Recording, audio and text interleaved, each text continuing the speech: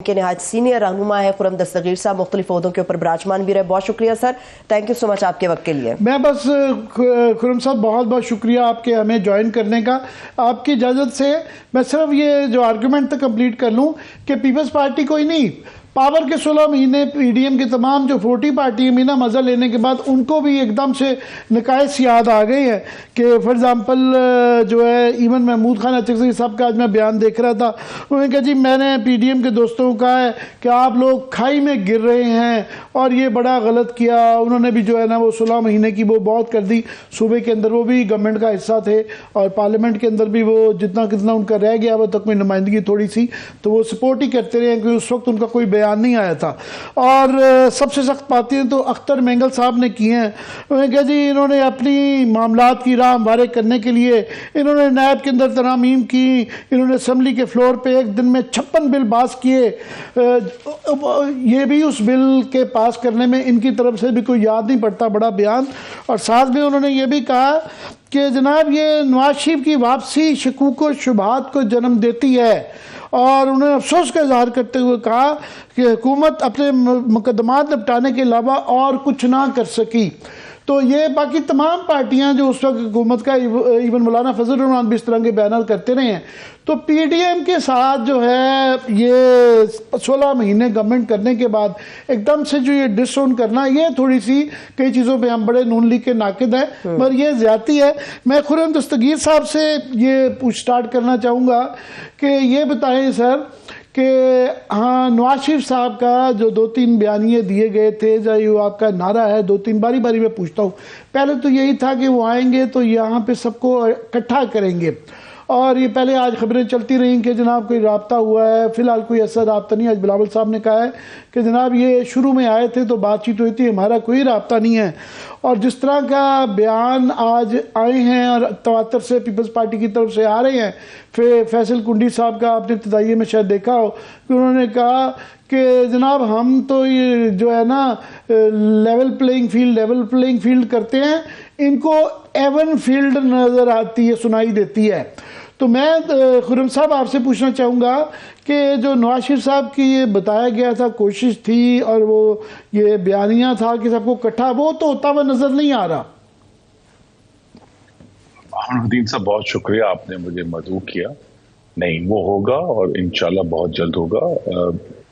मोहम्मद नवाज शरीफ की वापसी के बाद वो पार्टी के जो अपनी पार्टी के जो मामलात हैं उनको बड़ी संजीदगी से बारीकी से देख रहे हैं। पिछले हफ्ते भी इस पर गुफ्तगू की है। जो अभी उनकी वापसी पर एक्टिविटी हुई है उसका भी उन्होंने जायजा लिया है और आने वाले दिनों में वो तमाम जो पीडीएम की जमातें थी उनसे बात करेंगे। इंतखाबात से पहले ये जो आप उसे गोलाबारी कह लें या हल्की फुल्की मौसीकी कह लें, ये तो चलती रहेगी। वैसे खुर्रम साहब बड़ी माफी के साथ कि ये हल्की फुल्की गोलाबारी नहीं है, ये वो फ्रेंडली नहीं है, ये बहुत रूथलेस है। बड़े सख्त अल्फाज हैं कि उन्होंने कह दिया कि लाहौर का जो है ना वो प्राइम मिनिस्टर नहीं होगा। नहीं देखिए, इंतखाबात से पहले तो ऐसी गुफ्तगू हमें एक्सपेक्ट करनी है, लेकिन जो मकसद था में ये दूसरी जमातों को याद भी करवाएंगे कि जो पीडीएम का एक बड़ा भारी पत्थर हमने उठाया। 16 महीने 15 जमातें थी, 16 महीने थे। उसका जो बड़ा मकसद ये था कि जो आने वाला इंतखाब है वो 2018 की तरह ना हो और साफ हो, शफाफ हो और गैर आईनी मुदाखलत से पाक हो। तो उस पर हम सबको कोशिश करनी है। ये हम सबका एक मुश्तरका मफाद है, उसमें कौम का मफाद है कि जिसको कौम वोट डाले वही हुकूमत बनाए। तो इन सब जमातों से हम बात भी करेंगे। ये सब जमातें जमहूरियत के सफर में हमारे साथ रही हैं, हम उनके साथ रहे हैं।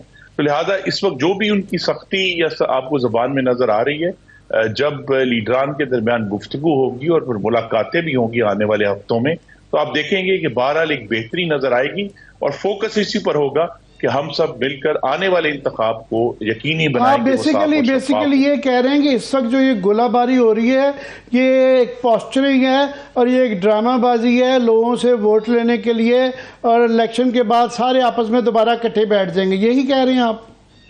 जी नहीं, मैं ये एग्जैक्टली तो नहीं कह रहा, लेकिन मैं जरूर कह रहा हूं कि सब जमातें अपना अपना जो उनका वोटर बेस है, जो उनके वोटरों की बुनियाद है जिस पर वो हुकूमतें बनाते हैं या इलेक्ट वोट लेकर आते हैं, उनको मजबूत करने के लिए अपने अपने बयान दे रहे हैं, ताकि क्योंकि उस सियासत में ये बहुत बड़ा हिस्सा होता है कि आपने अपने आप को दूसरों से डिस्टिंग्विश भी करना है, मुमताज भी करना है कि हम उनसे फर्क हैं, हम वो नहीं है, ताकि आपका वोटर जो है उसको एक स्ट्रेंथ मिले। तो ये सब काम सब कर रहे हैं, लेकिन जो एक हमें जो 2017 के बाद से, जब से मियां नवाज शरीफ को नाहक और गैर मुनसिफाना तरीके से डिस्क्वालीफाई किया गया था, वो जो तोड़ फोड़ हुई है पाकिस्तान की सियासत में और हाकमियत में, खारजा पॉलिसी में, उसको रिपेयर करने के लिए अभी भी जरूरत पड़ेगी इंतखाबात के बाद भी कि जमातें इकट्ठा बैठें, मफाहमत की जो बात है उस पर गौर करें, जो जहां गैर आईनी इकदाम हुए हैं उन पे हमें किस तरह आगे चलना है, और बहुत सारा रिफॉर्म जो है, देखिए पाकिस्तान की जो इकोनॉमी और एडमिनिस्ट्रेटिव अच्छा ठीक है खुर्रम दस्तगीर साहब, आज बहुत ज्यादा आमिर मतीन साहब बात करते हैं। नहीं, मैं इकोनॉमी पे आ रहा हूँ, मैं इकोनॉमी लार्ज स्केल रिफॉर्म है वो बड़ा जरूरी है, बहुत ही जरूरी नहीं होगा। बहुत अच्छी बात की, मैं इकोनॉमी से पूछना चाहूंगा। ये अभी मंशूर के हवाले से बिल्कुल इकोनॉमी की आपने बात की, बड़ी अच्छी बात है खुर्रम दस्तगीर साहब, इकट्ठे मिलकर बैठना चाहिए। मेरे दो नुक्ते हैं, दोनों आपके सामने एक साथ रख देती हूँ। पहली बात तो ये कि कहा जा रहा है कि ऑल पार्टीज कॉन्फ्रेंस की भी तजवीज है मियां नवाज शरीफ साहब की तरफ से, जिसमें तमाम सियासी जमातों को इलेक्शन रूल्स के हवाले से एतमाद में लिया जाएगा, साथ बिठाया जाएगा। क्या इसमें आप पाकिस्तान तहरीक इंसाफ को शामिल करेंगे? और सेकेंडली मुझे ये बताइएगा कि सागदार साहब का इंटरव्यू मैं कल सुन रही थी जरगा में सलीम साफी साहब के साथ, तो सागदार साहब ने इस बात को कहा कि ये मुमकिनात में शामिल है कि आइंदा आम इंतखाब के अंदर सीट टू सीट हम अपनी दूसरी जमातों के साथ एडजस्टमेंट कर सकते हैं।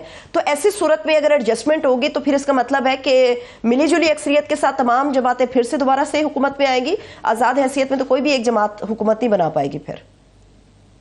जी देखिए, हमें तजुर्बे ने यही साबित किया है कि इंतखाबात से ज्यादा कबल अभी चूंकि 3 माह बाकी हैं, तो ज्यादा क्यास आराई नहीं कर सकते। जो इलेक्शन तभी सही मानों में शुरू होता है जिस दिन उम्मीदवारान की हतमी फहरिस्त आती है और मुख्तलिफ लीडर्स जो हैं वो मुल्क में कैंपेन करना शुरू कर देते हैं, तो उस वक्त तक जो हालात होंगे। लेकिन हमारी कोशिश यही है, अगर हमने कोई सबक सीखना है पाकिस्तान के 76 साल माजी से, वो यही है कि लार्ज स्केल रिफॉर्म जिसकी अभी जरूरत नजर आ रही है इकोनॉमी में, फॉरेन पॉलिसी में, एडमिनिस्ट्रेटिव रिफॉर्म सूबों का और वफाक का।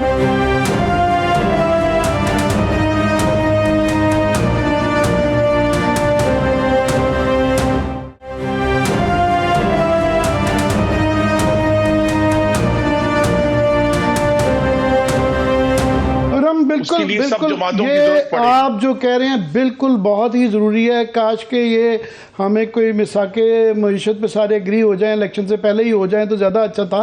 मगर मैं ये आपसे कहना चाहूँगा कि जो 2-3 आपके पार्टी के अभी नारे हैं वो ये इकट्ठा होने वाली आप अभी नहीं कर रहे, मगर आप कह रहे हैं बाद में सब इकट्ठे हो जाएंगे। देखिए, पहले तो 13 से 18 का जो रिकॉर्ड है वो दुरुस्त होना चाहिए, हमारे जो भी अंदरूनी मामलात हों। लेकिन ये बात वाज़ेह है कि डार साहब ने 3 साल का IMF प्रोग्राम पाकिस्तान की तारीख में गालिबन पहली दफा मुकम्मल किया